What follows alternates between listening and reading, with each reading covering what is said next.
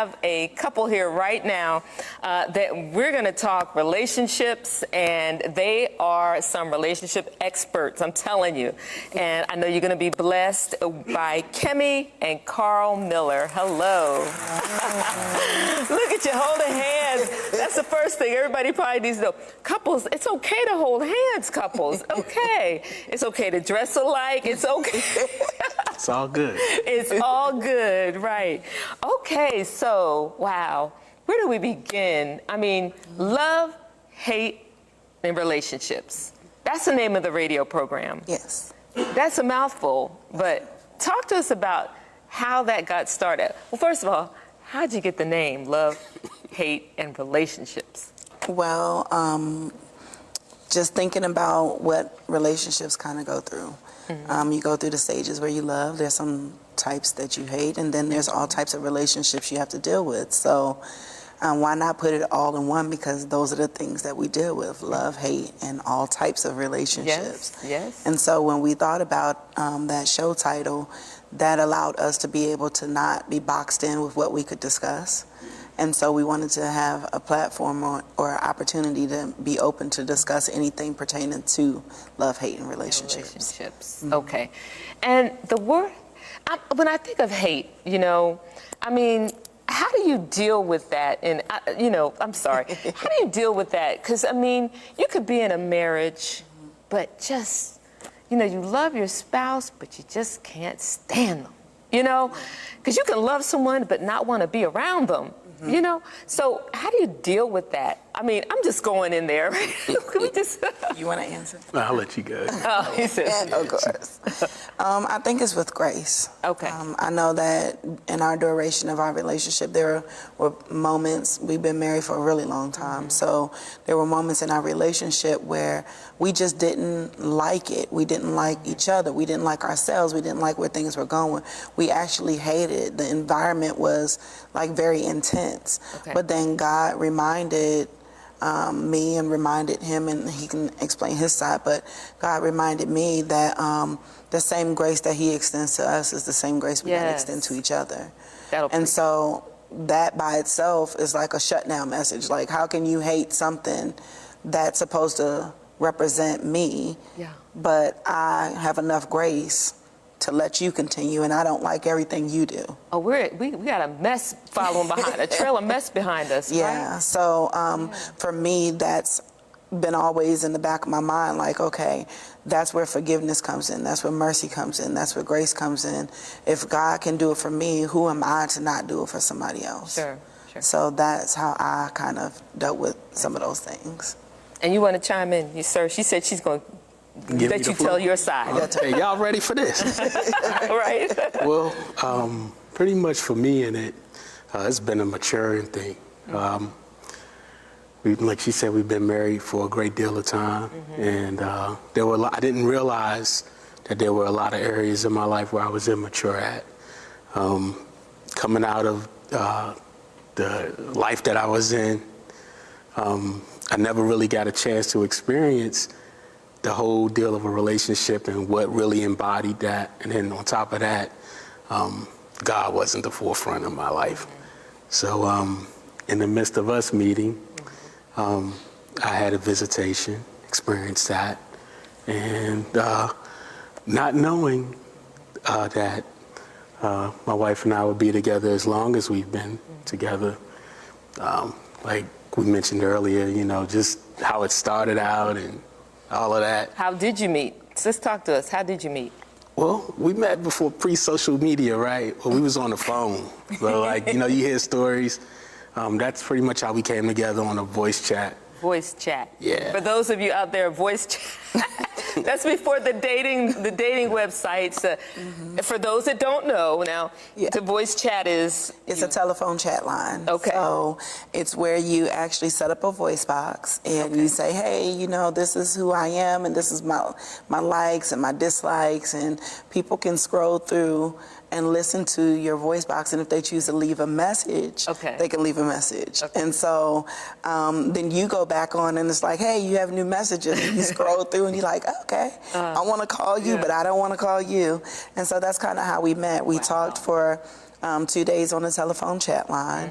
And then that second day, we had so much in common. I think the 2 days that we talked, we never got off the phone. We kind of fell asleep on the phone, you know, back in how they used to date in high school. I remember falling asleep on the phone, waking up, opening my mouth, waking up, and hear dial-a-tone. I'm like, oh, did I just fall asleep? Right, and so that was us the first 2 days, and we met in person that third day, and we literally have been connected since. So after that second day, we worked jobs together, we hung out together, like just been together for over Everything 20 together. Everything. Everything, even pre-Jesus days. And even pre-Jesus days. Yes, Okay. yes. So how did it talk about the evolution of your marriage, how things, you know, what you want to share, because you are, like I said earlier, the relationship guru. So, and you are transparent on your radio show. Very much so. So talk about some challenges that you've had and what you can share with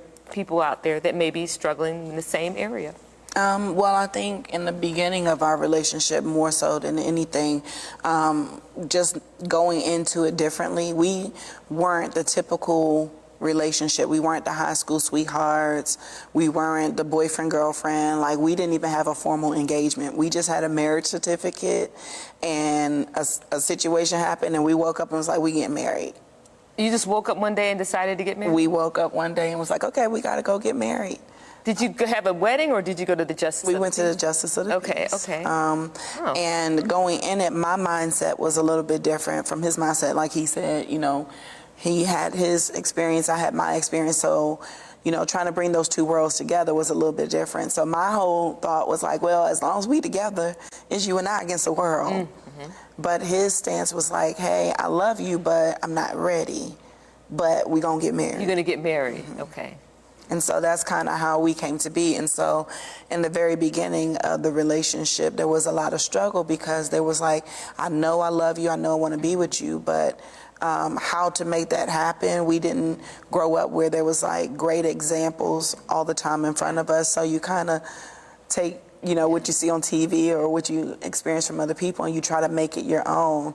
But we learned real quick that you can't take somebody else's relationship and make it your own. And we had to kind of adapt to figure each other out in that. So. But see, one thing I like about that is I think you moved, it was a faith move.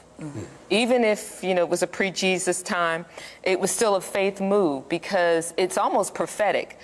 Because as somebody in prophetic ministry, you see beyond the person, you know, because I can see people, and I always see hope, you know, I can see what they can become, and so you want to push them to their destiny, right?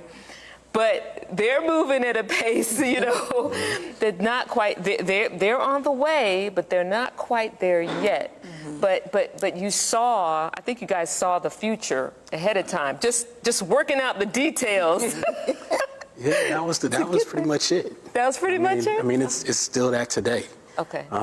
This is a forever growing relationship. And of course, you know, with trials, you know, you have tribulations, you got the victories, and sometimes you got some things greater than others that will make you stumble. But it's all in what you choose to commit to. Wow. Realize that you're not you're in a relationship, but you're really tied by covenant.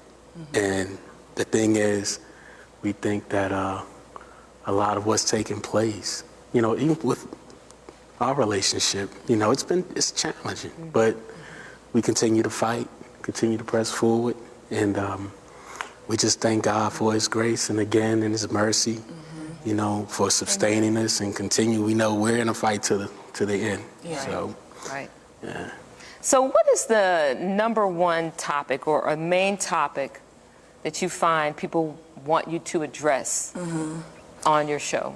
We definitely communication and relationships, because we do talk different, and so we kind of use our own experience too. Kind of like we shared off the camera, we're complete opposites. We have a lot of things, hobbies, and interests that are in common, but when it comes to how we think, how we process, how we would see our way to the end result, we're very, very different. And so a lot of people struggle with that intimacy. Like, how do you keep intimacy when we're in two different worlds? worlds, but we're supposed to be in one. Yeah. And so we got a lot of people calling in saying, you know, what they appreciated about the show was that we seemed authentic because it's just normal communication between a husband and wife. And a lot of times that's what's missing in the home. So like we had to come through trial and error and learn how to properly communicate. And that came from just being able to study each other. Like you really have to know your partner. You really have to know how they talk. You really have to know what their highs and lows are. And even as of recent, we're still learning each other's triggers and trying to be mindful that we don't get too offended in the midst of it. And so a lot of that has been communication. A lot has been what happens when your relationship feels like it's failing. What advice would you give to try to put those pieces back together? Some people were divorced or separated, or they just didn't have that God to stay there and say, like, we didn't have marriage counseling, which I wish we would have, because we would have learned how to iron some of the things out that we had to experience head on. But those are a lot of the topics that we talk about: the broken home, the wives that sometimes feel like they're married single moms, the husbands that don't feel like they're valued as the head. Sure. And so we talk about those topics because social media, we love it, but it can mask it. Yeah. And people don't want the mask. People want to know, how do I fix this? Especially those people who really want to live the way that God says we're supposed to live. So. And living the way that God lives sometimes means loving someone that is unlovable. How do you do that? Wow. A lot of prayer. A lot of prayer. A lot of prayer. You know, you got to be willing to be open.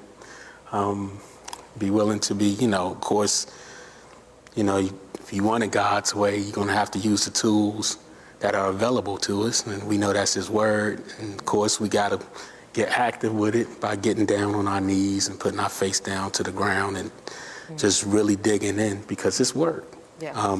Anything that's worth, I guess the old saying, anything that's worth having is worth fighting for. Yeah.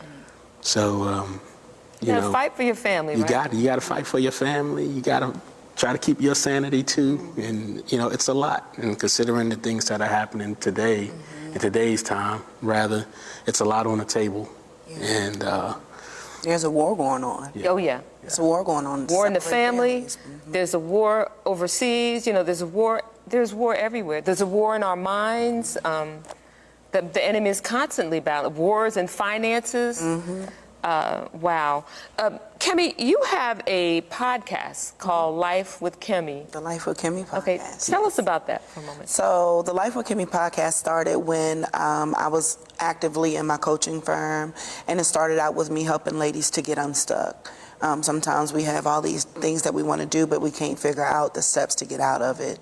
As of recent, the Holy Spirit has been downloading to me that message has changed, and it's more so for the stay-at-home wives, moms, and entrepreneurs. And so I'm actually in the process of re-recording, just started re-recording for the podcast again, to just try to help women to find balance in their life while still achieving the dreams that they want to do as well, because oftentimes we put ourselves aside because we have young children or we're trying to be the good wives, but then we lose a sense of what we want to do as well. And so now the Life with Kemi podcast is like a behind the scenes snippet of my real life. Like you might catch me crying some days you may catch me just giving an encouraging word. I'm still going to teach because that's one of my gifts, but you might see my husband peek his head in every so often, or my children, our children, because we have a rack of children. You have a rack of children. We have a rack of children. Okay. But so it's just an inside look, just behind the scenes snippets to just humanize. A reality podcast. Pretty much, like, this is who we are and this is what it is, and every day's not going to look golden, but it doesn't mean that we're not called to do what we're called to do. It just means that we lean on God just a little bit harder to do what He's called us to do on a daily basis. Wow.